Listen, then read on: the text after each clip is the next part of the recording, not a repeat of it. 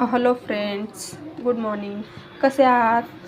तर चला, रोज रोज भाजी खाऊन कंटाळा आलेला आहे, तर आज आपण बनवूयात लाल मिरच्याची मस्त झणझणीत चटणी.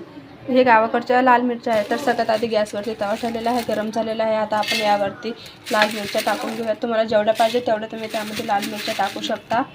त्यानंतर व्यवस्थित हे आपण भाजून घेऊयात. अगदी कडक होईपर्यंत ह्या भाजायच्या आहेत, करपवायच्या नाही आहेत. यामध्ये थोडंसं तेल टाकून घेऊयात. आपण तेल टाकले की मिरची कडक भाजल्या जाते. तुम्ही बघू शकता. 1-2 मिनटं याला आपण भाजून घेऊयात. तुम्ही बघू शकता मिरच्या छान भाजून झालेल्या आहेत. आता आपण याला एका प्लेटमध्ये काढून घेऊयात. इथे मिरच्या आपण एका प्लेटमध्ये काढून घेतलेल्या आहेत. आता ह्या 5 मिनटं पूर्ण थंड होऊ देऊयात. आपण मिरच्या थंड झालेल्या आहेत. मी या खलबत्त्यात टाकून घेतलेल्या आहेत. आता यामध्ये थोडंसं चवीनुसार मीठ टाकून घेऊयात.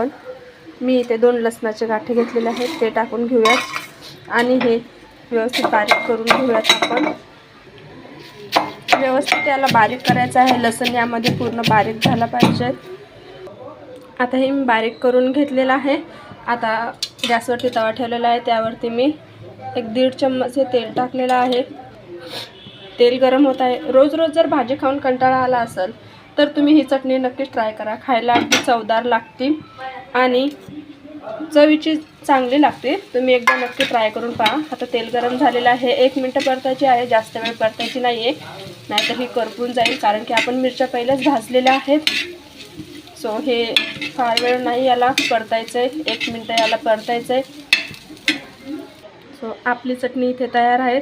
याला आपण डब्यात 15 ते 20 दिवसासाठी भरून ठेवू शकतो. ही खायला चांगली लागते आणि खराब होत नाही.